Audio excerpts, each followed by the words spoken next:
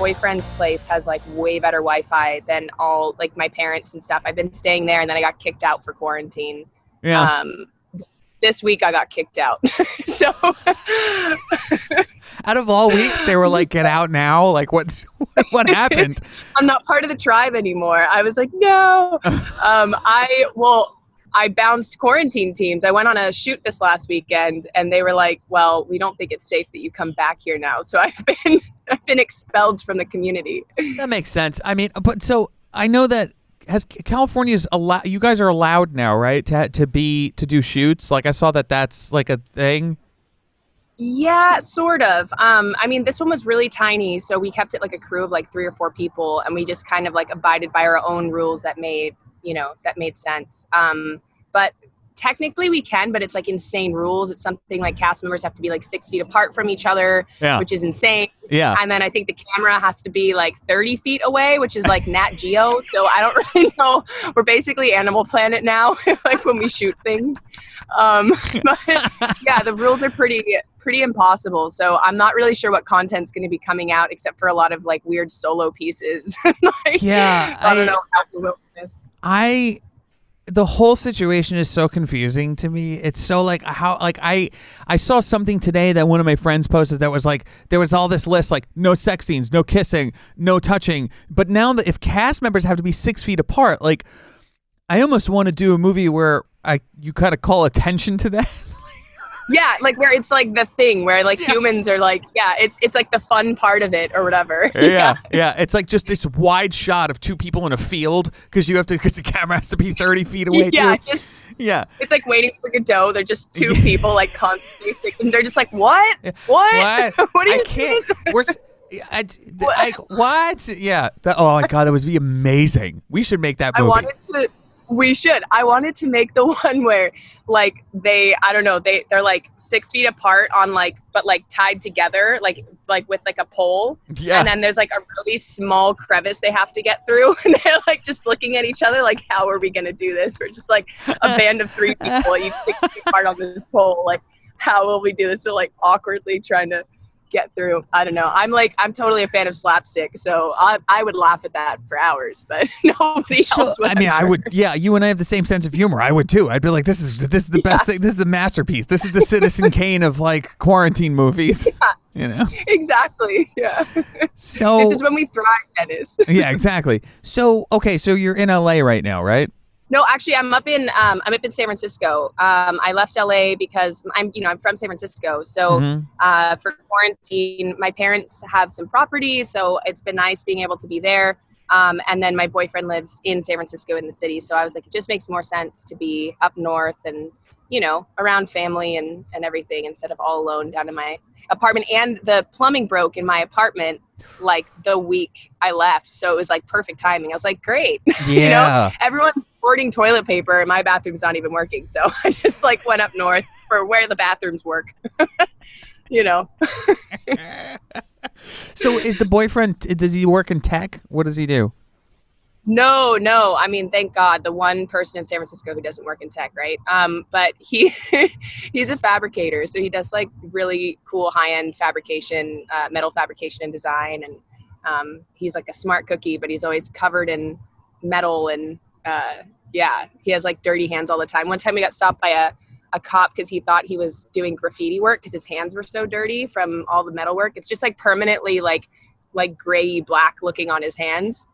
And so the person, like, I guess thought he was like spray painting because of his hands. He's like, no, really, I'm like trying to explain, like, no, really, I'm just a fabricator. I work with metal all the time. Does he make like, bad. Does he do like sculptures and shit too? Or is it just like professional stuff? Yeah, like professional stuff, like any, like, those beautiful $1 million homes. His site locations are always unbelievable. He's like sending me videos of these like $24 million homes, like with the view of the entire bay and stuff. And then, high-end homes or businesses, buildings, restaurants, a lot of restaurants like we go into. He's like, oh yeah, I made that. And, or Sight Glass Coffee. That's like a big client of his and stuff. So yeah, it's really cool. It's like, I would have never known anything about it until I started dating him. But I'm like, you can do that? You can customize a staircase? You know? Did he build that thing behind you? Did he build this whole place that you're sitting in right now? I ironically no, he designed it all, and he's like he never has time to do his own stuff, so he like designed everything to make it, and then ended up having to buy it anyway because he was like, for so long he just didn't have the time to make it. He's like, this is ridiculous. I don't have anything on my porch. But no, he made the table that I'm on, but it's not like cleaned off. It's a gorgeous table. It's like a massive. I don't know if it's like a walnut slab or something, and I don't know. It's really beautiful. So I love a walnut slab. I love a good walnut slab. You know. Maybe that's the name of our masterpiece, our 6 feet apart masterpiece. Walnut slab. 6 foot walnut slab, and it's just a monolith that's standing in front of these 6 feet apart. It's a 6 foot wide walnut slab. Yeah. They're just carrying a walnut slab from another town to the other town. They're like, we've got the walnut slab. Yeah. Like so, Lord of the Rings, got a walnut slab. Exactly. It's so funny. Every time I'm with you, I laugh so hard that I just shot something out of my nose. Isn't that disgusting? Yes. That is what I aim for every time. I know. I'm like, if he doesn't shoot something out his nose, something is wrong. Something has gone wrong. From the moment we met each other at, what was it, Chandler Film Festival? That's where we met. Chandler Film Fest. Yeah. We started our friendship with resentment because you won and I lost, and that hurt me. So not true, Dennis. You were like the ultimate. Like, you loved when people won. Like, you didn't care if you won at all. Like, you would just like stand up and be like, "Yeah, I loved that film." Like, it's true. So it's true. Great. It's true. It's so true. happy. I hide my resentment very well. No, it's true. I get really excited when I see people win. That I'm like, yeah, no, that totally makes sense. Like, even if I lose, I'm like, no, that makes sense that they won. You know, like I feel like that's how we all have to be in this fucking business, right? Yeah, it's weird if you're not. It's weird to be, I mean, it's weird we compare films anyway, right? Because it's like not like the same criteria in a lot of sense, you know? So like we're all doing the same script or something. But yeah, if you're not that way about it, I think like the number one way to success in this industry is supporting each other, you know? So it's kind of odd to me that people get competitive or they get, you know, kind of like compare-y. I'm like, you know, just do your thing. You know, we all have our thing. Like, we both do comedy. Both of us do comedy, but we do, you know, we have the same sense of humor, but we both definitely have our own style, you know? Yeah. And I so love your style for that. So Thanks. I love your style too, which we're going to get into in a minute. But there's so much, because when you texted me out of nowhere and I'm like, oh, perfect. Now I could just have her on the show and we'll catch up that way. Yeah. I know. This is our like intimate catch up and our also like business catch up, right. And like, all on the podcast. Everyone just gets to hear it. So. And why not? Why not just put it all out there? It's interesting. I want to stay on the competitive thing for a second. I just don't understand it. Like, I don't get it. I don't get why it happens. I wonder why it happens. And I don't know. Do you want to shed a little light on that? Like, where do you see it really like coming in hard? Yeah, I think competition comes in hard when, I mean, it's the obvious, right? It's when someone's feeling like a bit like, we've all been there where we feel like someone else is like at that moment where things have like come together and things are thriving for them, and they're, you know, they got whatever funded, or they're on set and they're filming something, and you're in that development stage. It's like so relentless, and you're just like feeling like shit and feeling like you haven't like really accomplished anything. And yeah, you know, it's kind of natural to start comparing and then getting competitive and starting to, you know, feel resentment that's like unfair because you guys are both on totally different tracks and stuff. And I think we've all been there, but I think it's like, you got to recognize that and not, you know, I think it's easy when you're feeling, you know, unmotivated or like things aren't happening the way you wish they were and someone else is having that. It's kind of like the natural phenomenon to just all of a sudden become competitive, that there's only so many eggs, you know, for every one of us. And I think that's like such a weird misconception in this industry because it's not that way. You know, there aren't so many slots anymore. We've got so many streaming platforms and all these things. So there's a space for all of us really if we have the right talent, you know, if we're doing it. Definitely. But I think people still feel there's only so many slots to fill, and you know, it's natural to kind of like feel that way, I guess, because in most industries it's that way. But in film, you know, we all can have our brand, we all can have our thing.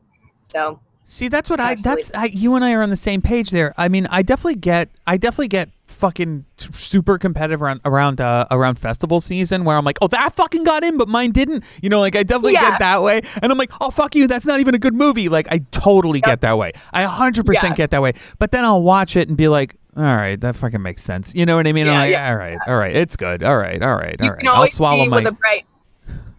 Yeah, I think also with festivals are just like, there's no rhyme and reason to them. There absolutely is no, like, I mean, that one year at Sundance that there was like a farting one that won, like the short section. It was like, like this butt farting or something. I mean, you know, so it's like, there's no rhyme or reason to festivals. It's like, don't get down on that either. Because I've definitely had times where I have no clue why certain, you know, I want to support some friends, but some of the times I was like, yeah, that one, who did you know at the festival? Yeah, you know? That, and I feel like, I mean, what a perfect time to talk about virtue signaling. I feel like a lot of the bigger fests are virtue signaling 24 hours a day and are just like, all right, we have to do this to appease everyone. You know what I mean? Exactly. And I always feel like that's not coming from a true place, like a real place. It's not coming from a place of like, you really do want to support these filmmakers because they are women or they are people of color or they're black filmmakers. Right. You know what I mean?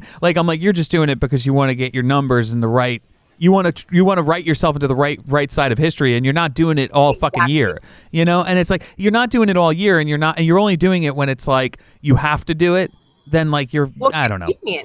Yeah, it's like I the amount of times that I've gotten frustrated, and you know, okay, fine. If I want to speak as like a female filmmaker, right? Like, and there's a big push right now for female filmmakers, which I think is amazing.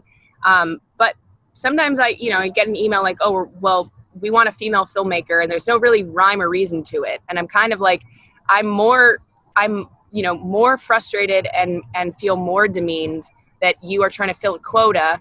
And I'm not, I just pick the best person for the job. Just put me up against the men, fine, whatever. At that point, just pick the best person for the job, because it's more offensive to me to you being like, oh, well, we're filling this quota and we're picking you because you're a female. I'm like, no, pick me because I'm the best person for the job, period. Yeah. Like, yeah. You ever fill out, those fucking ridiculous, like 8-page questionnaires that some festivals have, and it's like, oh these are your fucking woke points? Like, oh, right. Oh, sorry. You're so woke. I get it. Okay. Right. I'm like, Jesus Christ. Like, why not just pick great films? You know what I mean? But also, I get it. Like, I get it. You're trying to diversify, but in that way, you're also separating us too as filmmakers. Like, you're not. It all feels so forced to me most of the time. It doesn't feel like it comes from a real place. Yeah.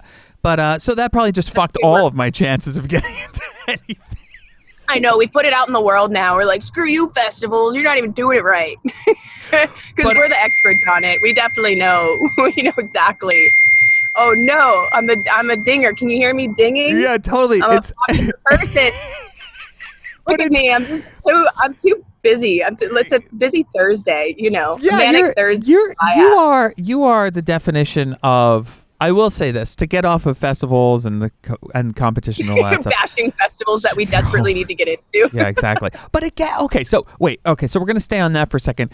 I stopped letting them determine my career. That's what I did with this new festival run. So what happened was with Lonely Hearts, I was like, oh, this would be a great fit for South by Southwest and Sundance. I feel like it would be a great midnight showing, right? And I entered in. I didn't get into any of them. No shade to them. They're great festivals, whatever. But I realized, I was like, dude, you're going for the wrong people. Like, this is a comedy horror. Go to horror festivals. And I shifted the submission stuff, and we started getting into all of these horror festivals, and they all love it. Like, everyone loves it. They get it. And I'm like, oh, I just wasn't going to the right place. So a lot of it is that too. Yeah. Yeah, I think it's really tough. I think festivals are I did go through a period after I did like festivals for like 3 years. I did go through a large period of being like, festivals are bullshit, unless you get into like the big, hot shot festivals, then, what's the point? What's the use? And kind of like almost even demeaning other people for being excited that they got into a festival. And it was just super unfair of me to be like, I think any win is a win, and getting into a festival regardless. I mean, each one of them gets a bagillion submissions. So it was like, I did go through this weird phase for like 6 months where I was just like, very anti-festival and just kind of being frustrated that what came of this and how much money you spent on like submission fees and attending them. But then I have this, which is like, I met you at Chandler Right. like 3 years ago, and Yep. you're one of my favorite film people. And I wouldn't have had that if I didn't do that festival run and if I didn't, go down that route. But I agree. I think there is something to be said for knowing your film and knowing the market it belongs in and choosing those festivals too, like knowing where home is for that film and being okay that like, yeah, it's not South by Southwest, but you still gain so much from it. And, we've grown so much as filmmakers in the last 3 years, and you never know where these people are going to be, in the next couple of years. Absolutely. Yeah. Absolutely. And I'd rather make a film that feels good to myself rather than a film that I'm specifically making to get into this festival or that festival. Yeah, because it doesn't work anyway, right? Yeah, because then you're just pandering, and it doesn't feel like it's coming from the right place. Like your films, especially Suicide. Yeah. Like Suicide is one of my favorite shorts ever. It's one of the funniest shorts I've ever seen. It's so well acted. It's so well thought out. Like everything is so great about it. But my point is like that film is so you. It's so specifically you. Like it's such a specifically like Molly film, and that wouldn't, if you were trying to do something that was appeasing the South by Southwest crowd or the Sundance crowd or whatever crowd, like you were just like, I want to just do this because it's me. And I feel like that's what filmmakers should always focus on. Like, don't focus on the film festival that you want to get in. Focus on making a fucking good movie that feels right to you. Exactly. I think that's like the simplest advice. And I think that's like such a great compass to have too, because it's really easy, especially, right now there's a Sundance application going on for like the feature film development and all that stuff. And you start to think, what do they want? What do this, and this? But the thing that only, differentiates your film is the fact that you made it. So tell a story only you can tell, right? And in only a way you can tell it. And someone did give me that advice at one point that just like, was so simple and just blew my mind. Like, yeah, just tell a story only you can tell in the way you can tell it. Like, duh, that's the whole point of this thing. That's what directors bring to the table is like, I read a book and you read a book and we would, like think of it in our head completely different. We'd have two completely different visions for what that book is. And so I think that's super important, is just knowing, trusting your gut, trusting your vision and your brand, and not worrying about the accolades and whatever, thing you think you might gain from that. Because how many filmmakers also get into those festivals and they still, you got to kind of just keep on your, I've seen filmmakers get in and then nothing happened. Like, I don't know where they went the next year. It's like, well, where are they now? Like, what are they doing? It's so much about the relationships. It's not just about, it's about the relationships that you make at the Sundances and the South by Southwest, and even like the smaller festivals that I've gotten into and you've gotten into. Like, I make those relationships and they last for years, and that's how you do any business. As a business owner myself, that's how you do any business. You make relationships and you nurture them, so it doesn't matter where the relationship starts, because I've seen people that have not gotten into Sundance or South by Southwest, but have totally gone on to have amazing careers. So that's why I say, like, I've stopped letting it define my career. Like, I define my career. I love that. I think that's so important, and like such a great, isn't that like, just feels like a weight is like lifted off of you. Like all of a sudden you're not being like controlled by these like weird unsaid expectations and judgments of like the industry. And it's just kind of silly, because then you go, oh, what am I thinking? Yeah, just do your thing and just like enjoy it the way you want, because, I don't know. I think you bring so much more to the table when you do that. And there's, not everything is good for festivals. It's just like, I don't know.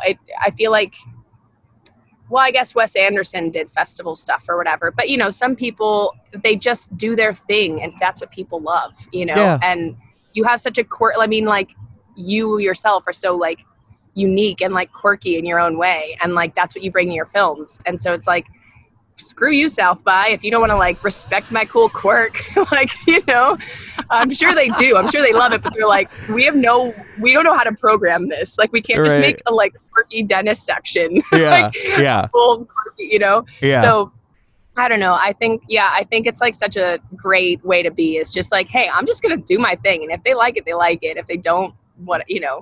Well, fine. that's why yeah, exactly. And that's why I really enjoyed like owning my own equipment and being able to shoot whatever I want to shoot whenever I want to shoot it and not have to rely on like, oh, we have to get X amount of funding. I'm like, nah, fuck it, I can do it myself. I can just fucking do it myself. Yep. I got everything here. I have lights, I have cameras, I have action. Like I can fucking do anything, Exactly.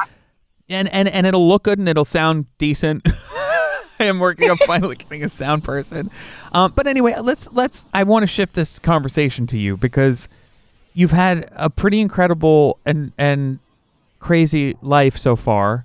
That started in San Francisco, one of my favorite places on the planet. Where? Me too. Oh, it's the best. It's the best. Where were you born in San Francisco? So okay, so the Bay Area. So I was born in San Jose and then grew up in Livermore, which is like the East Bay. It's like the edge of the Bay, pretty much. We don't see the Bay. We've got the cows and the wine, and it's a good time out there. But yeah, so I'm from Livermore. I grew up there, and then yeah, and I kind of consider myself more a San Franciscan though than anything because. Yeah, I mean, I have a hard time staying in LA. I think you know that about me. Like, any excuse to come back up here, I'm here. So If you come from a place like New York or San Francisco and you have to go to LA, you suddenly feel this loneliness of like, this is, oh God, like it's just not the town that I want to be in for longer than 6 months. If I have to go there and work on something, fine. If I have to do something, fine. But if I have to be there for the rest of my career, I couldn't do it. I couldn't do it. either. Yeah, unless, it happened to be a beautiful house in Malibu, then I probably wouldn't complain too much. But having said that, I don't know. I'm pretty much the same. I mean, I stay in LA for work. And if I don't have work going on, I suddenly feel this like, oh God, like why am I, and LA is great in its own, way, but it's, for me at least, it's the whole NorCal, SoCal thing. Like I'll never be able to, if I have a reason I can just drive 4.5 hours, 5.5 hours up to San Francisco, I'm here. I'm so much happier. I'm so much more creative. It's like, it's just, I don't know. It's just me, it's like, there's just some places you vibe and it's got the nature. You can drive 20 minutes and be on a hike in redwoods. I mean, it's like, this place is, every day it's a joke because he's almost my brother-in-law, and my sister and I and him, we go on hikes all the time together. And we always, every single day, my sister and I go, God damn California.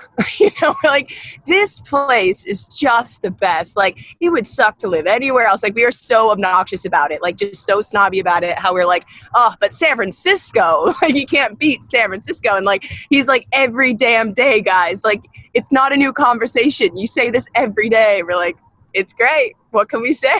Gotta appreciate it, That is something that is just spectacular because you could be in the city. I mean, well, so it's funny because Bethany and I went to upstate New York. We were just like, we got to get the fuck out of here. Like we had to get the fuck out of the city. It was insane. It's just too insane here. It's like too much.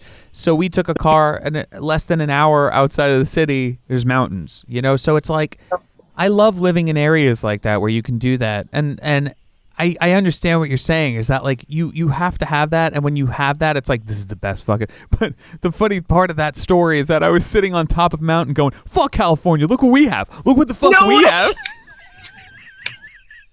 The one thing we don't agree on, we both are like on the other side of the country at the same time saying the opposite things.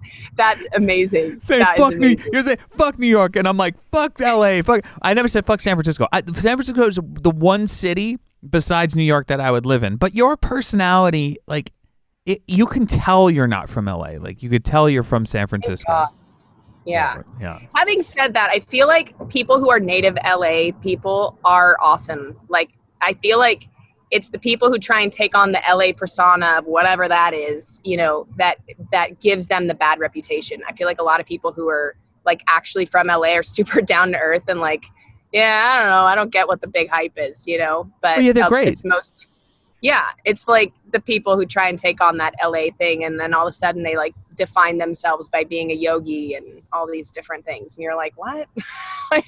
Oh God. Yeah. I know exactly what you mean because when people Oh yeah, I know. Yeah, this is but this is good. We're venting. I think we need to. I think we need You to need vent a little therapy bit. session. Yeah, it's We're nice. It's a this nice is film. therapy with Dennis and Molly. Yeah. Oh, look at that view. Okay, so where are you right now? Yeah, well, he lives like a little bit outside of the city. I'm doing like, look at me. I'm doing like a video tour. I'm like a real estate agent. But like the city, I don't know if you can see the skyline is like right there. Hmm. That's the city. And yeah, he has a pretty amazing place. And I'm just stealing it, pretending like I'm cool enough to Yeah, dude, you to stay. scored. How did you guys meet? How'd you two meet?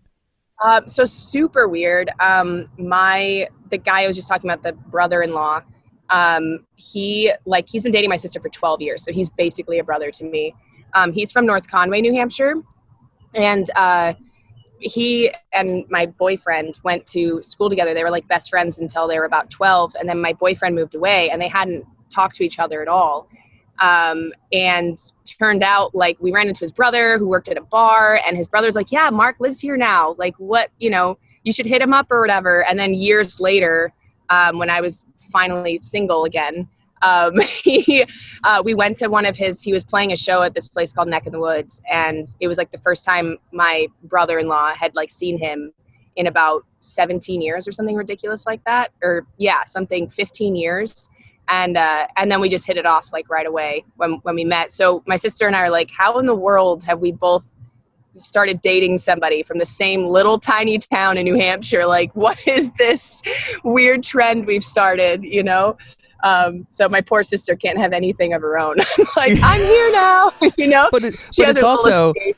It's also so great because now you guys like to make plans. It's not that hard, like everyone knows each other. So it's like, it must be so easy just to do shit, Well, that's exactly, that was for me a dream because I'm so close with my sister. And I was like, oh, this is so neat because we're going to have this, relationship now where like everyone gets along and everyone wants to hang out with each other and, rekindling this friendship from 15 plus years ago or whatever. It all worked out. But yeah, it's just funny that after all that, like full circle. And it turns out we lived like in San Francisco, we lived like 2 blocks from each other for years and went to the same spots at like almost the same time. We were just doing this forever.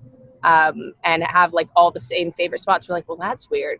Like maybe we've just been doing, crossing paths in like the weird ways. But, I like to make everything because I'm a filmmaker. I'm like, oh, I'm going to make everything extra romantic sounding and extra, serendipitous. And oh my God. Yeah. Yeah. Well, that's what we do, right? Like we enhance stories. That's what we do. We make stories better. It makes it magical. Exactly.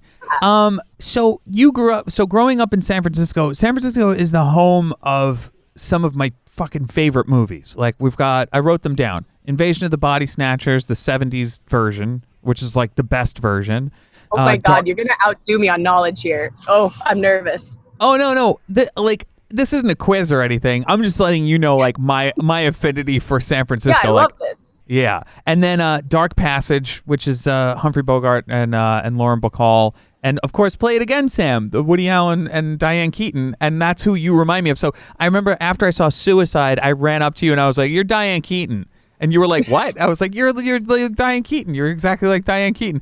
And there are so many like parallels between you and her, like your speech pattern and like your quirkiness and your kind of like your acting style. Compliment. Yeah. And I was like, oh my God, she is to me Diane Keaton. Like you are like the next kind of like that wave of actress. Can I say actress or do women now prefer actor? I feel like sometimes it just sounds better in the sentence, doesn't it? It's like, it just works to have the like actress instead of I don't mind either way. I say actor only because I feel like weird. It sounds like kind of like prima donna when I go, I'm an actress. It's like, that's it's just like a little much, Right. But, and I'm definitely, I'm all for like, gender neutrality, I guess, or like whatever. Yeah, but I don't know. I always, I say actress all the time. It's like natural. It's what we grew up with. It makes sense. Yeah. I get it.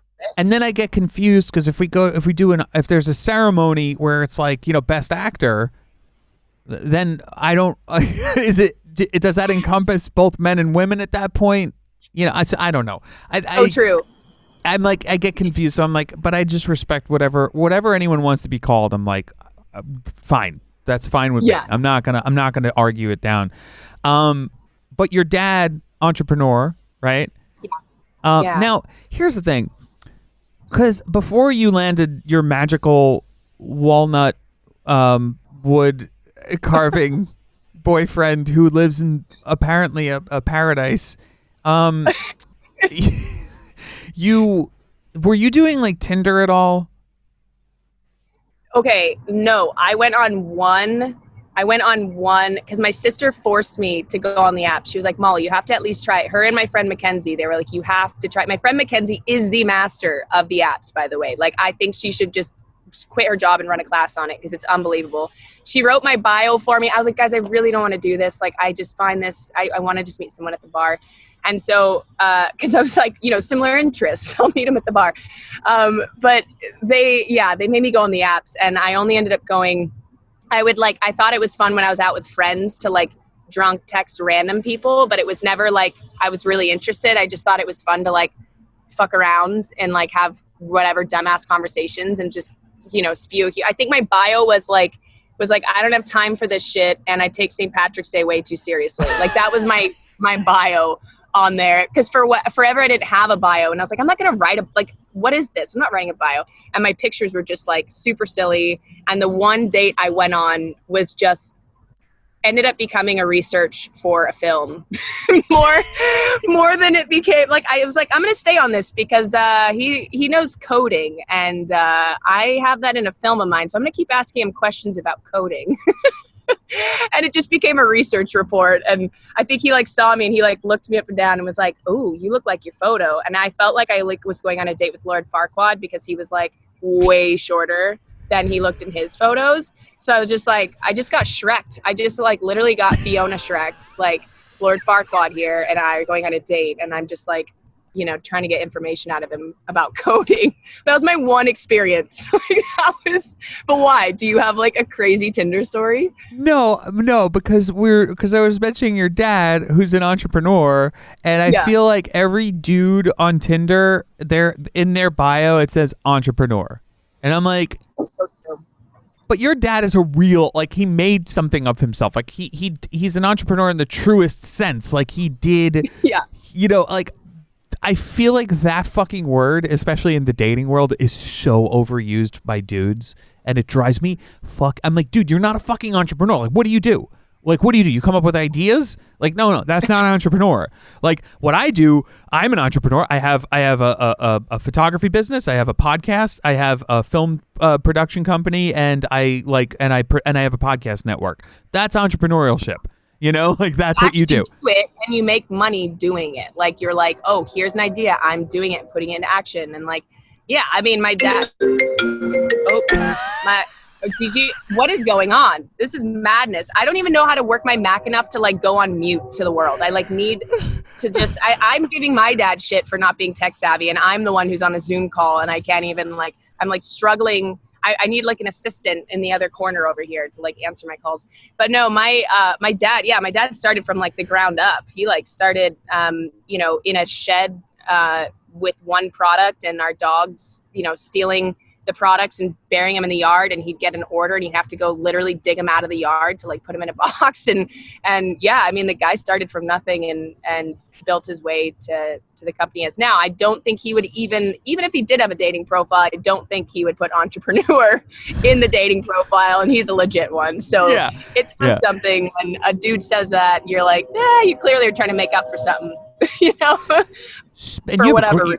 You have such a great relationship with George. He's such a great dude. I've seen, you clearly there is so much love within your family. Now, that tight knit group, did that help form you when you were younger in terms of like your emotional upbringing?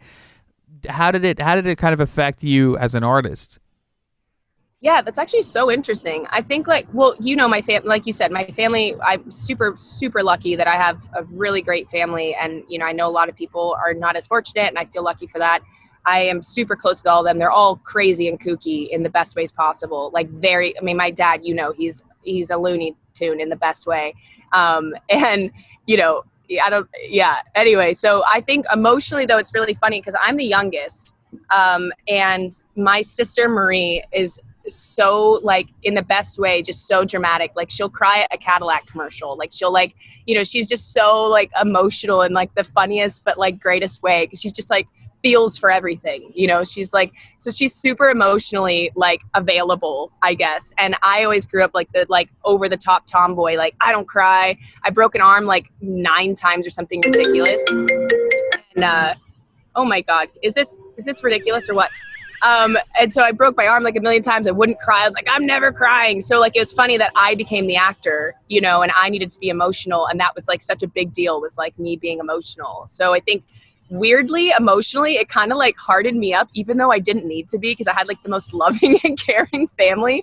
So it's like been this weird journey of like becoming actually like showing emotion and like being like vulnerable and stuff. But I'd say, yeah, I mean, they definitely taught me how to like love super intensely and just be like open-hearted. And I'm so grateful for that. I mean, to have examples in front of me, you know, and like, I don't know, it's definitely, I took it for granted until you start to make friends in the real world and become an adult and see, you know, kind of the trials and tribulations people go through.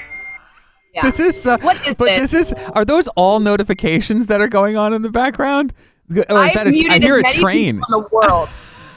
I literally went down and muted everyone, and I'm like, why now are you texting me? You don't even like never text me. And this is when like, but it's such a Molly, like that's such a Molly thing to happen. Like that's why I'm like this. It's like talking to fucking Annie Hall. It's so funny. It's the funniest thing in the world. It's like, of course this would happen during a Zoom call that's being recorded for a podcast. Because of course that would happen. I just feel terrible. I'm like, it's okay. It's COVID, right? So like technically we're allowed to be like, you know, we can get away with it a little bit. I feel like I'd be that person that would like get cast in one of those Zoom TV shows going on, like an episode of like The New Office or something. And it's just dinging. My debut is just me dinging and having notifications. I'd be like, I'm not even standing and I'm tripping, you know, like I'm that person that's like just that clumsy all the time. Ugh. Yeah, but wait, they're making Zoom shows? What? Yeah, well, they've been doing episodes. They were doing like some episodes. I didn't end up watching them, but they were doing, you know, like Parks and Rec did like an episode on Zoom, and I don't know how well it went. I saw a clip of it, and it was pretty hard to watch personally. But that's just, you know, me being a snob. Because the timing's off, and like when it's a comedy, it's really hard when the timing is like in random bubbles. You're like watching the Brady Bunch intro, but you know it's like that's what it looks like. You're like Martha's or Marsha's in the corner and trying to make a joke. Yeah. So as you're growing up, you when did you start? I know that 4th grade was the incident. 4th grade was the incident. And I love that that's like when you Google Molly Raterman, like that's what comes up. It's like there's this little sidebar where it's like, and then 4th grade was the incident. Yeah, 4th grade. Yeah, I made it like one of those like coming this summer. Like that's exactly what I wanted the effect to be. Some agent made me write that, and they like gave me some terrible template of like, you know, here's how you do an IMDb like bio or something. And it was horrifying. I'm still embarrassed by that bio, but they don't let you delete it. So like, this is me now, 4th grade. Everybody knows that was the year. But what happened? What happens in that year? That was because so the last person that I interviewed, one of the last people that I interviewed was Sam Littlefield, who's on Batwoman. He's super awesome. If you get a chance, listen to that interview. It's really, really good. We talk about him. We talk about him being gay and Mormon, and it's like his story is insane. It's insane. It's like. It's amazing. It's one of the best, like, you know, stories of just overcoming that culture and just being true to yourself and going for, you know, just going for everything that you feel that's inside of you. It's amazing. I forgot the point of that. What were we talking about? We're at 4th grade, I think. We're But did he have a 4th grade moment too? Is that He had a 3rd grade moment, and I had like a 3rd grade, 4th grade. Like I feel like that's where it begins. That's the pinnacle. Yeah, what happened to you? Well, okay, so my uncle is a comedian, and I wanted to be a comedian, but then I found out I wasn't funny. And so 4th grade hit. That was that realization. Was like, Molly, you know, that's not gonna happen for you. But no, 4th grade was when I wanted to join the Girl Scouts because all my friends were in it. But then my mom was like, Molly, no offense, but you're really not the type. You know, you're kind of like a massive tomboy. And I was like, yeah, you're right. I want to join the Boy Scouts. And then it was like, well, that's not going to happen either. And then a teacher or a friend's mom, I think my friend Shannon's mom, made me, she was like, Molly, why don't you just try out? Like, you know, you always love like trying to entertain your friend groups. You're always, you know, the loudest one at the sleepover. So why don't you jump on stage and like try out for this play? So I did as a joke, like I did it kind of for fun, and then got like this like really great audience reaction. Like they had like tons of people there for the audition, and I was just like immediately obsessed. I was like, okay, this is way too fun. And so I did that first play, and I got one of like the leads in that, and you know, 4th grade, whatever. And then from then on, I was like, okay, I'm changing. Like I had binders made of like my life plan. So like I had like, you know, the binder that was like going to lead me to be governor, my binder that's going to lead me to be like a track star. Like I had all my different binders, you know, to like how I'm going to get there and like my plan of action. And I immediately started like a binder of like, okay, I'm an actor now. This is going to be my career. And like, I need to be an entertainer. Like, here's how I need to get there. Like, I was just like so intense immediately, like after that moment. So I guess that, yeah, I'm so grateful for Shannon's mom for like pushing me to do that. Cause that was just that like, zing, this is what I love, you know? So. Yeah. And you, I mean, there was a year that I watched you just go. I think it was 2016, maybe. I don't know, 2016. Yeah. It was like you were working nonstop. You were directing, right? You were directing or ADing or doing both. I don't know. It was insane. Walk me through that crazy year that you had where you were just constantly working. Because you don't just act. You also direct, you do producing, you do ADing, like you do so much. But there was that one year that I was like, Molly is all over like you were everywhere. Yeah, that was an insane year. I know exactly what you're talking about. And not to say that I'm not still, now the garbage trucks decided to come. What? Poor Dennis. I'm the clumsiest podcast. He can't get up the hill. This guy is like struggling. I'm like, get a better engine if you're going to live in San Francisco. There's hills everywhere. What are you doing? Hopefully there'll be like some kind of, maybe the protests will go by today. That'd be great. Yeah, guaranteed they'll decide to do it in this random neighborhood. It's like the sleepiest neighborhood in San Francisco. They'll find a way. Fireworks will go off in the middle of the day, I'm sure. Something will happen. Just decided to do an early 4th of July celebration. No worries. Stick around. Anyway, so what were we just chatting about? We were talking, that year. Yeah, so that year was just nutty because it was kind of when like everything converged. I was filming, I think, some of my own things. I was pitching them. I was getting brought on to direct some different projects. I was acting in a bunch. I was like literally like, it was either I was directing it and then the next minute, I remember one time it was like I was 3 days on one project and then had to switch over, do 3 days on another, and then 3 days back on that other one. It was just, I know exactly what you're saying. And then it was like, okay, now fly to LA, now fly to New York, now fly to London. It was just like this constant, project in LA, and then an audition in New York, and then a, meeting in London for development on this feature film and everything. And so that year was definitely a great year, but definitely exhausting. And then I went into development, and it was actually really hard to adjust to being like, okay, I know this is a big deal that I got the green light on these feature films of mine. But development, after going from a year of just like constantly working in so many different facets, like, doing the acting, doing the directing, doing the producing, it was really hard to jump into development and not have anything to show for. Because, you're used to this validation of winning an award at a festival and, going to festivals, meeting new people. And like, I don't know, there's constant validation, right? You have constant content. And then I went into development on these features and was working my ass off just as hard as all those other things, doing crazy meetings and all this writing and whatever it might be, strategy.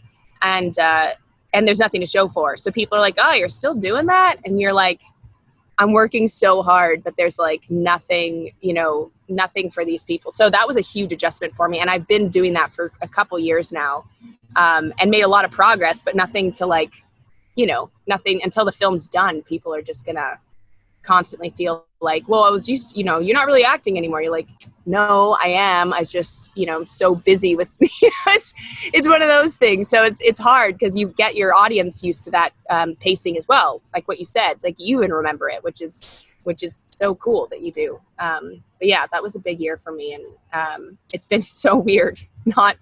Have you recovered? I mean, like it would take me like, but you're younger than me. So like, I remember when I was going from like, I was touring all the time, in my band. Yeah. And I would just do a year of touring and then like, just, and again, nothing showed from it. I would tour for a year and nothing would happen. But it's crazy. No! Yeah, it's crazy. But so did you recover? Like what? So when you're saying, okay, so let's take it chunk by chunk for a second. This is interesting because this is usually I do like this whole history of a person's life, but with you, I was like, we're just gonna have a conversation. So what were you're in development for your features? What's going on? What are you working on?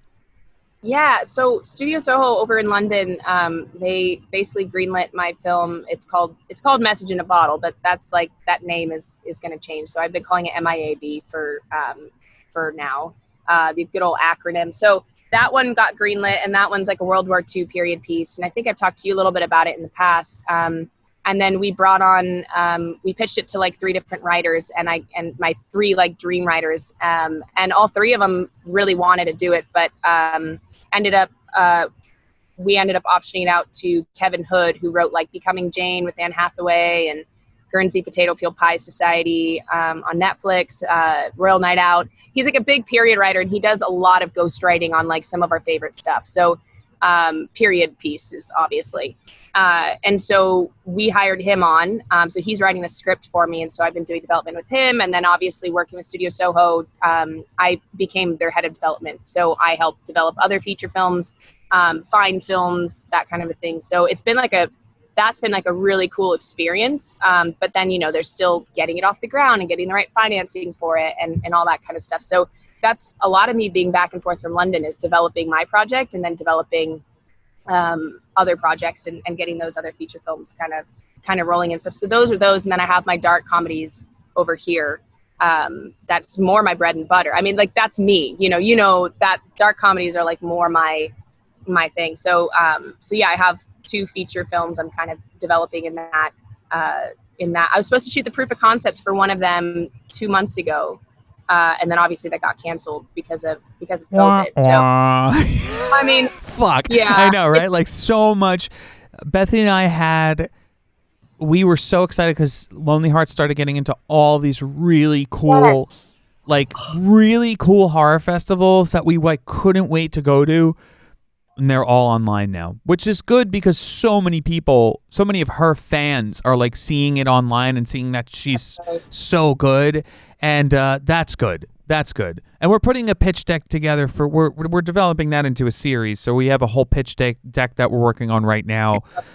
Yeah, we have. So I have a whole vision for that. But that's like 3. We want to just do. I love it.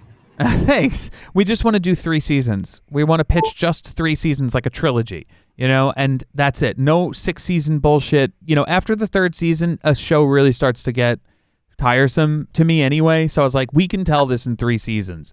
So our dream network is Shudder. So we're putting together like a whole package for this thing to make sure that it's like good to go. But let's talk about development for a second, because I think some of the listeners who are filmmakers are like, especially me, because like I don't even know what it's like to develop a feature. Walk me through the development process. What happens in that process? What do you do? Yeah, well, I think it depends. I mean, we've had it's been an interesting journey for me as well, because I think every film I'm kind of working on with them as far as development goes is a different process, because the stories have come to us in different ways. They like to do like, period pieces or, films that have a lot of meaning.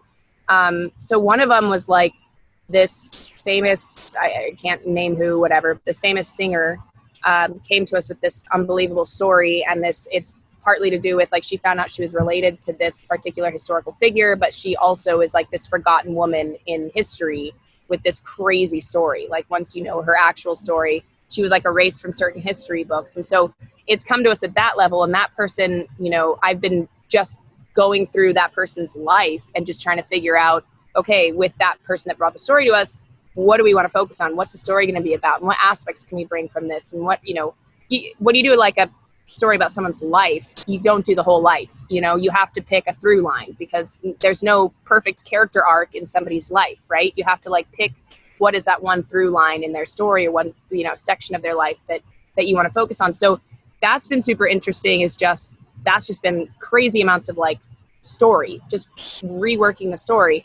Other ones have been reworking the script and just going inside of, being like, okay, I think this works, but it doesn't really fit this market, or we have these specific contacts and specific distributors. So, for us, this is great because, we can branch out and get maybe this will get our foot in the door with whatever, bad example, but like a Netflix or something, because this series is very, so it's more like thinking about like, where do we want to grow as a company? Where do they want to grow? How can we use this in our arsenal for, maybe even other projects down the line? Maybe this, so it's kind of like it's part to do with strategy.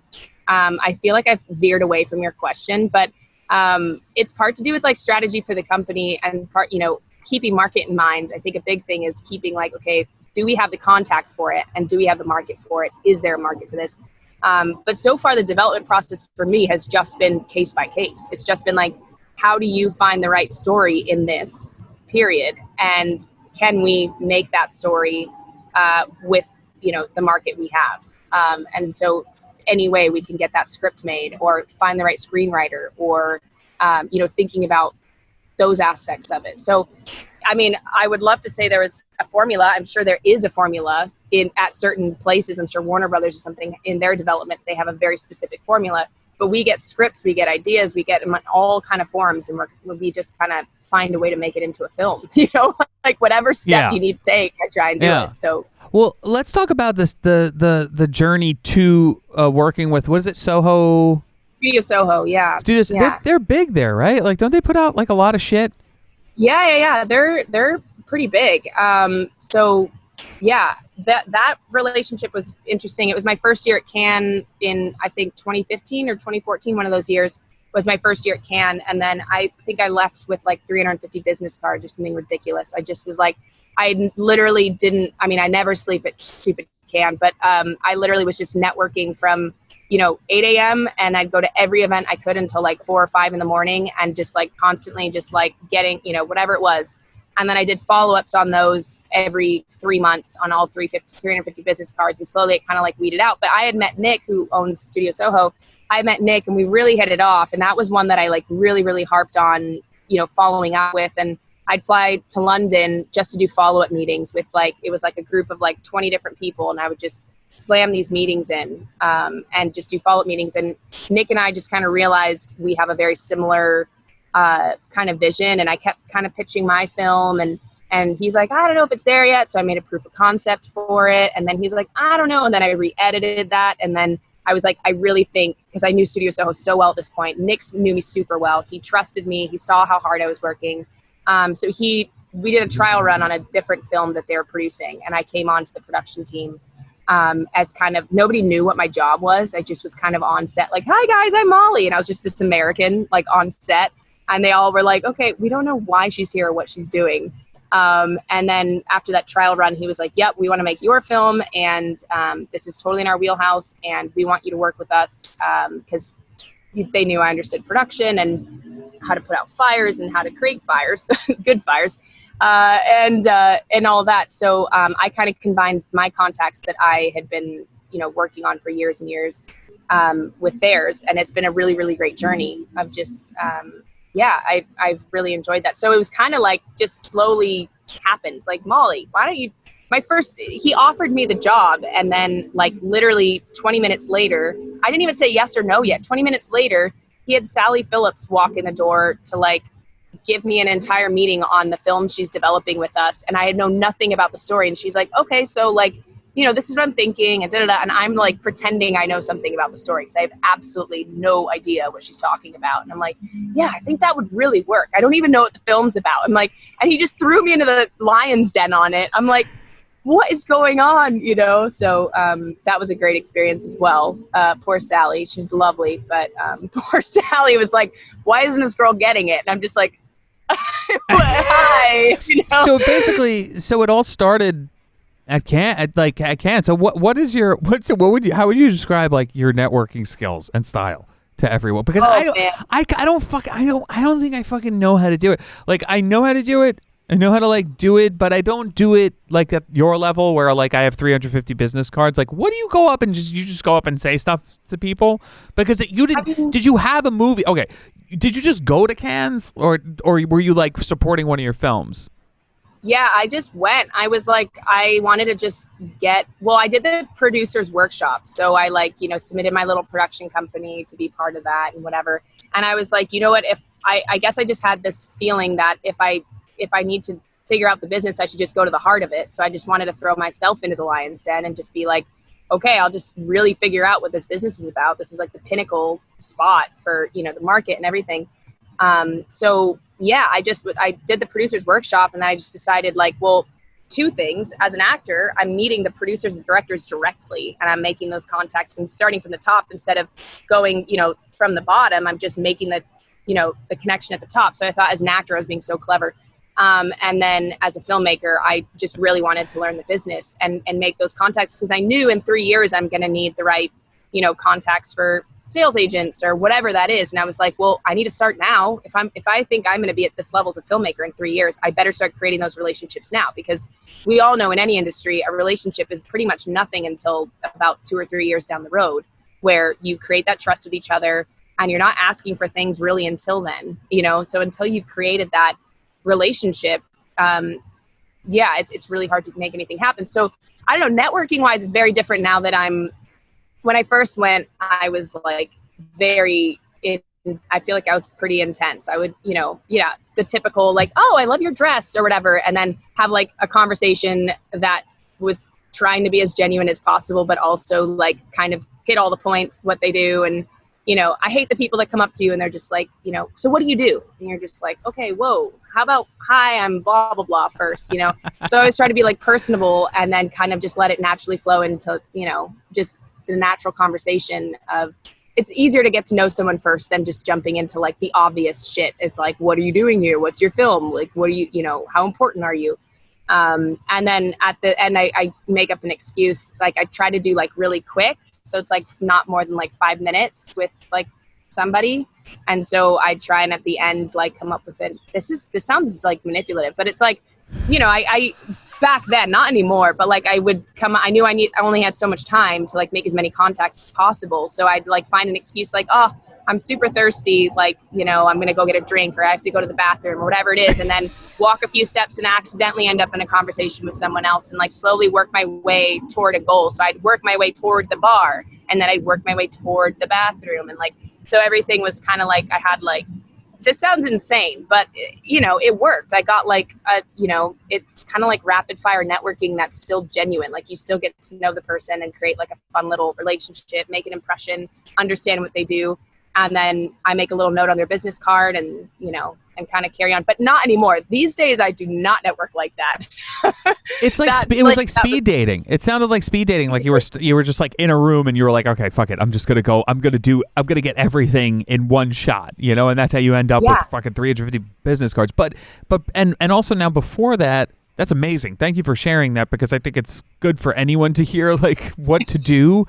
I don't know if I recommend it. Well, I think it's important for filmmakers to know that they should, if they can afford it, go to Cannes, you know, and bring your black tie / black dress because you're not going to get into anything without it, or your tuxedo or your formal dress. You have to have that. You have to have formal wear. You can't just bring shorts. I know it's tough though, because I mean, just on that quickly, like I feel like that. I do agree you need to bring like dressy wear and stuff like that. I always dress for day and night because it wastes time if you go back and you change. I'm like, I'm not here to waste any time. I don't go to any of the screenings. I don't go, unless it's a market screening. I don't go to any of the premieres that waste 4 hours of your night that you could be at 3 different networking events. It makes no sense for you to do that. So like, if you're going to go to Cannes, go there to work, like, and like not work, whatever, you have a ball there. Don't get me wrong, but don't go to like get a picture on the red carpet at the premiere just to have a picture for that, because that wastes 5 hours of your time that you could be like making a connection that goes, hey, do you want to come to this party with me or this networking event or whatever it is. And that's how Cannes works. Like that's, it's making fun relationships, being yourself. And then that's what I've learned. But regardless of that first year, the networking that works the best is just being a person and having a conversation and forgetting having to talk about film, letting that naturally happen, letting them bring it up, letting them think about that. It's like, just be a person that they want to hang out with. And then they'll go, they might be freaking Sundance. I ended up in a conversation with, Sundance's whatever coordinator, which gets you nowhere, but fine. That, you don't realize that. But then he goes, oh, hey, Mal, you want to you're a fun person and you're not trying to get anything from me. You're not trying to slime ball me and whatever. Do you want to come to this event that is normally exclusive? But then they get you into that because we're just a cool person. And I think that's the better style of networking than necessarily what I was doing. But I was just trying to create a base, I was just it should always come from a genuine place. It should come from a genuine, friendly place. And I don't think that. Yeah, I think you should just have a conversation, just have fun, right. And then have fun with no expectations, and then cool things happen. And if cool things don't happen, don't be disappointed that cool things didn't happen. Just keep going. Exactly. That's the whole. That's art. That's like when you choose to make art for a living, when you choose to create for a living, you have to be set up for. You have to have the wherewithal to be like, okay, this may not happen, and if it doesn't, I'm gonna.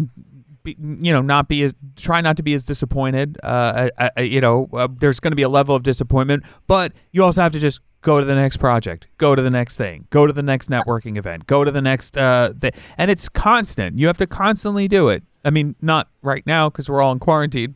But, yeah.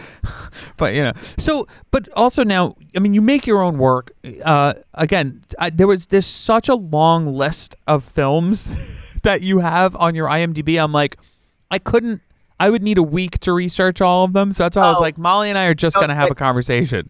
Because I've had so much fun in quarantine. I've realized part of the fun of doing this podcast is really doing the research on people. But for you and I, I'm like, well, we're friends.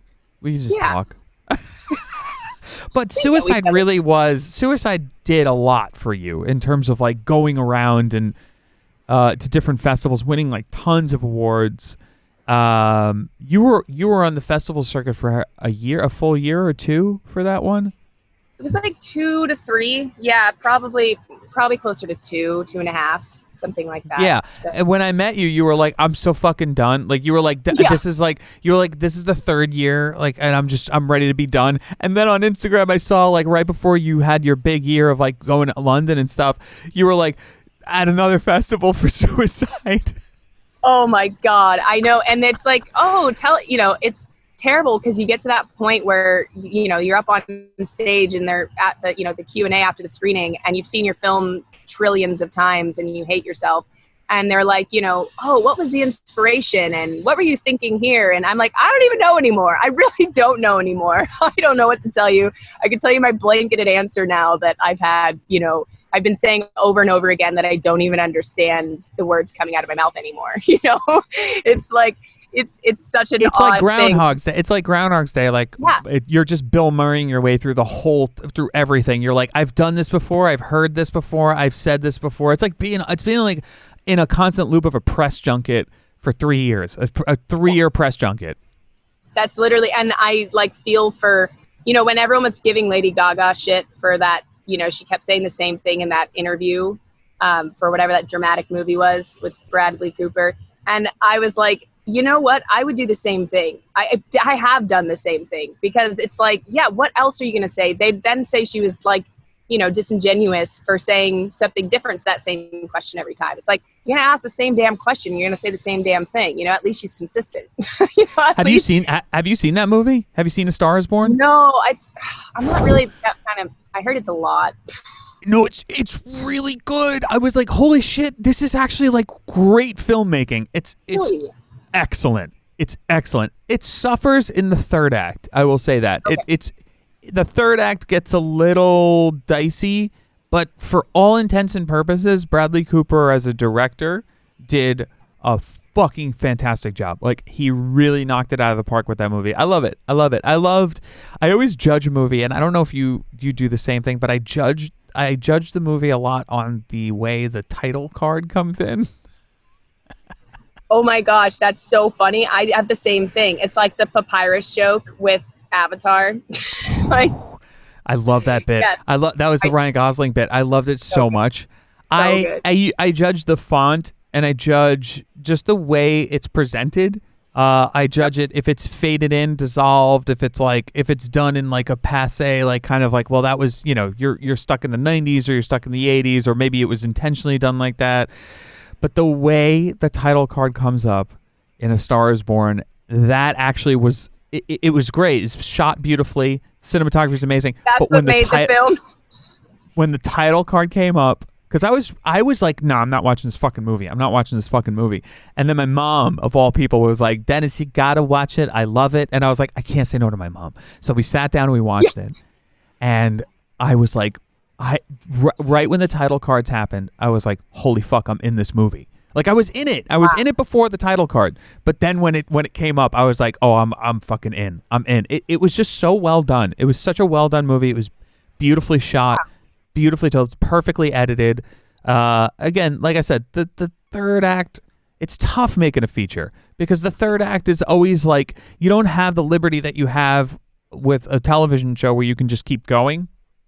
Right. Which is why I like television to an extent. Like, I love, my new obsession is Insecure. Have you watched that show? I've heard really good things about it. Yeah, I haven't watched that one yet. I love it. And one thing they do is that they shoot it like a movie. So it looks cinematic. It doesn't look like TV. It's not shot at like 30 FPS. It's shot at like 24 FPS. The lighting's beautiful. They use beautiful lenses. Yeah, they use like Cook lenses. Like, it's really, really nice. It's a great show. It's awesome too. It's a great content as well. Yeah. But like when something's shot kind of shitty, you're like, nah, I can't do this. Can't do it. No, I know. I'm right there with you. Yeah, but I highly recommend A Star Is Born. I just am so bad at watching dramas. I get like so affected by it. Like, I can't watch apocalyptic movies. I can't watch like dramatic films because they stay with me. Like, I get too invested in them, and then it like I'll go a month and feel like I'm still living in that world. I'll still feel like there's an apocalypse happening, which there kind of is right now. But like, or I'm feeling that like terrible, like I can't stop thinking about like, I know what happens at the end of Star Is Born. I know I wouldn't stop thinking like, oh, what if he just did this? Or like, why would he do this? And and like, it would just take over my brain. And I'm like, if I want to be productive and not just be like sitting in a window looking off, thinking about A Star Is Born for a month and a half, then I better not watch it. Is that the actress? Is that the actress in you? Because to go back to what you were saying at the beginning, you're saying you were disconnected from feelings, and then you learned feelings or learned emotions from your parents and from your family.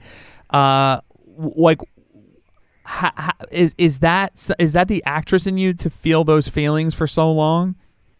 I can't tell. I've always had it. I mean, I've had it as a kid. My mom used to, like, after we'd watch anything, I would have to ask my mom, like, literally 100 questions. If, like, a rom-com ended where it was, like, implied that they stayed together, even then I'd have to ask her about, like, 150 questions. Like, okay, but, and she'd make it up. She would just make up, like, this happy ending for me because I would be like, well, but, so they stayed together, right? So if they kissed, but they didn't say I love you, so like da-da-da-da, and I'd have like a million questions, and I would just constantly, I don't know what it is. It's some weird, like, I don't know. I get too invested. Like, I feel like I like put myself in that story, and like, I'm part of it now, So I think that's why I kind of stick with these comedies, and it's probably why I like doing dark comedy, because I know it's digestible to like approach, taboo, hard topics and like dramatic topics in a way that doesn't make you feel like, you're carrying that weight now, that you've like taken on that weight of like whatever that drama was and stuff. Well, like suicide. I mean, we keep saying, oh, your funny movie Suicide. For those who haven't seen it, and they can watch it, right? It's online. Yeah, it's on Amazon. Yeah. So everyone should watch it, but you want to give just a brief synopsis about, the plot, like just the whatever tagline you have for it, because it's so fucking funny. It's so good. Yeah, so it's obviously a dark comedy about a suicide planning hobbyist who decides she's going to make this last final suicide attempt her final one. So she takes her best friend on this daring adventure to do this grand suicide plan out in the desert, and then kind of things unravel, and she's kind of faced with different realities as it goes along. So yeah, but it's a dark comedy. It's not gonna. Don't be afraid of the title. And I've had a lot you.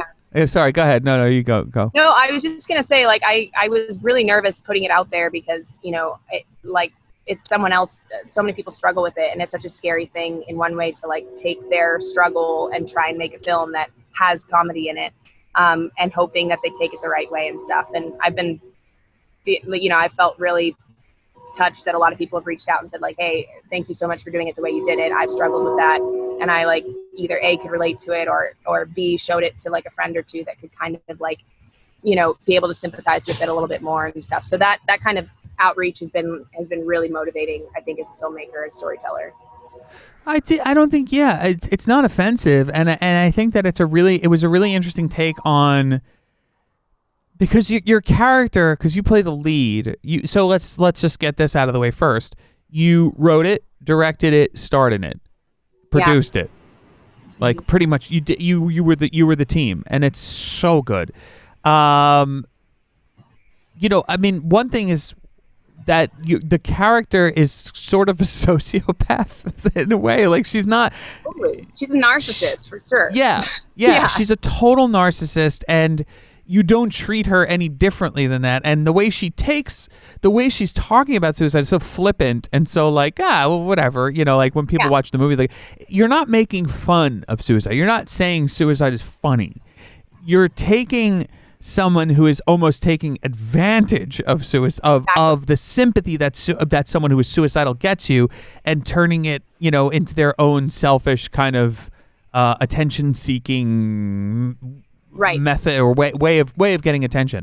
And that's what's brilliant and funny about it, is that it's not like, but then it becomes something totally else, which I really want people to watch, and it's just a wonderful film. But your experience making that, like that, being wearing all of those hats, especially acting in it as well, because like I did Death and Disco Fries, and I watch it now and I'm like, I could have done that so much better, but no, I like it. Everyone loves that fucking movie too. Like I'm like, no. It's I know everyone fucking loves that movie, and now I watch it, I'm like, oh god, I could have done it like anyway. So right. I do the same thing. Yeah. I hate suicide at this point. I'm like, it's a piece of shit. But the good thing is that even if it's my worst movie, it's still good. You know what I mean? Yeah, exactly. Yeah. That I'm proud of. I'm like, it's still watchable. Even if it's not my best effort, it's still a very good movie. It's still a good movie. You can still watch it. And everyone loves it. Disclaimer, right? I'm like, it's not my best, but it's not bad. I got to stop doing that. And Bethany yells at me all the time. She's like, stop introducing Death and Disco Fries as, it's not my best, but you'll like it. That's how I introduce it. Me too. Yeah, that's you. I know. I'll be your PR person. You be my PR person. We'll just introduce it for each other. Be like, this is the best thing you're ever going to watch. But I always felt like I don't trust filmmakers. So I don't know if this happens to you, but I don't trust filmmakers. And then I'll definitely get back to my original point. I don't trust filmmakers when they're like, oh, you're going to love this. This is and then you watch it and it's a piece of shit and you're like, ugh. So that's why I don't like to oversell myself, because I'm like, what if someone watches this and is like, this is a piece of shit? You know what I mean?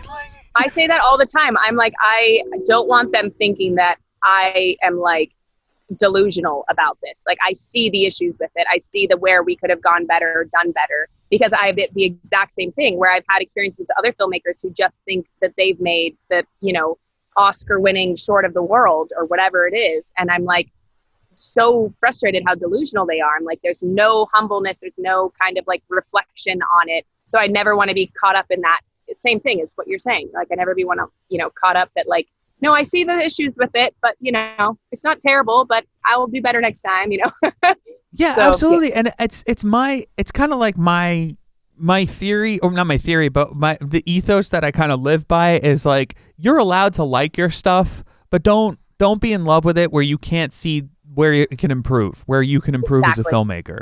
You know, like Exactly. be a fan of it. Like, I think Lonely Hearts is my favorite thing that I've done, because it took The Weeknd, and then it took Death and Disco Fries, and it kind of melted those two styles together, you know, That's awesome. and it just, it really, it's got people, we're getting all these messages that are like, oh my God, like I love it, and this and that. And it's nice to get that. It's very validating. And I was like, okay, good. We did, because I said people are either going to love this or they're going to fucking hate it. Yeah. Because there's a twist in it. It goes, you think it's going in one direction, and then it just it Awesome. breaks off. So I was like, look, there's going to be people that are like, are you fucking kidding me? And then there are going to be people who get it. But most people who've seen it, or all people who've seen it, are writing like, I get it. This is great. But my point Awesome. is, I'm a fan of that, but I'm like, now I know what I can do to improve my next film, because I can see what I've done in this one. And, but going back to Suicide, the film, you wearing all of those hats, what did it teach you in terms of making films? Yeah, I mean, I think a lot of people have had that experience. Any indie filmmaker has had that experience of having to wear too many hats on set for sure. I mean, it obviously makes you appreciate when the times you can have the crew and have those team members and things. Um, yeah, I think if anything, what did it teach me? God, it taught me everything. I feel like having to think on all those wavelengths and all those levels, it just yeah, it kind of forces you to understand all these different crew positions. And then further down the line, I'm able to now work with those crew members so much better because I like understand from their point of view what they're going through or what I need or how to communicate what I need, because I've had to do their job on my own, or I've had to do their job separately or whatever that is.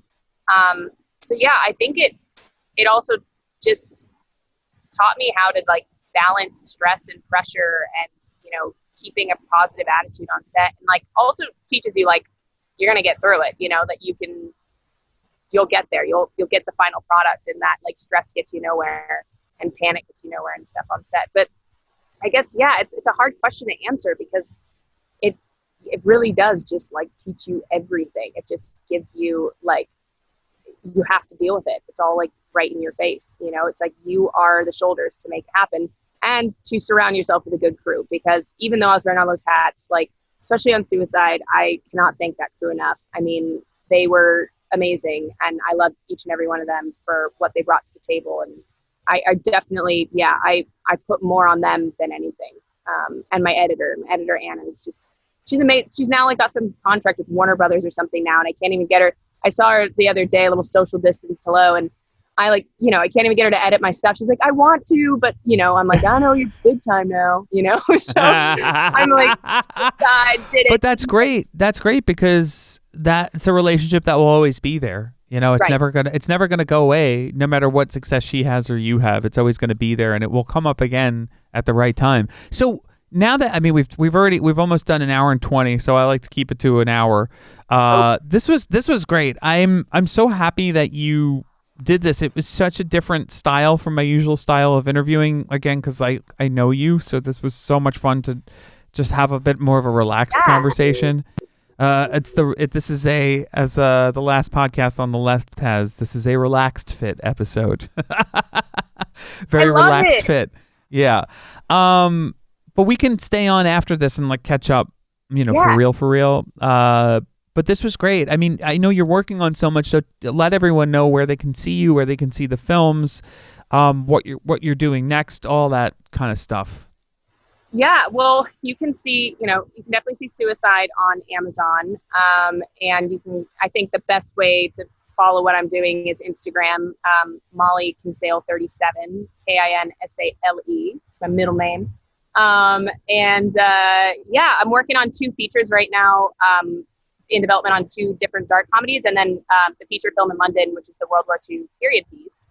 And Other than that, just acting in random films, just keeping afloat, writing a bunch, and hoping these films get made quicker than, you know, or quicker, but not when we have to be 6 feet apart. So, Yeah. but yeah.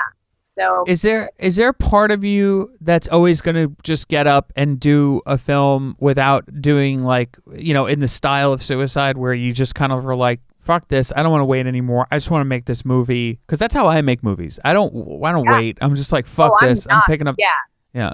absolutely not. I've been like, I've been putting like, because I've been saving money during this thing like a bit. I've been putting all that toward just making like little tiny snippet shorts. So I already got 3 planned for the summer, because I'm like, I'm not waiting around. I'm going to make something, and they're going to be proof of concepts for those bigger things. So at least I'll shoot a scene or 2 with a small crew and be, COVID friendly or whatever. But I'm going to shoot something. I'm not sitting around. I guess the garbage guy came back. I don't know if you can hear him. Round 2. I guess this neighborhood has a lot of garbage going on here, so that's great. Well, on that note, thanks for giving me a piece of your day. Again, let's hang out like Yeah. after I stop recording. We're gonna catch up and talk off mic. But thank you so much for doing this. I really appreciate it. I've been dying to do this, and now I have like the worst circumstance. I got kicked out of my house and at Trashville, USA. Like, good Lord. But this has been so fun. I love you, Dennis, and I thank you for having me. Oh, I love you too. And yeah, we'll catch up for real after I hit stop. So thanks for swinging by.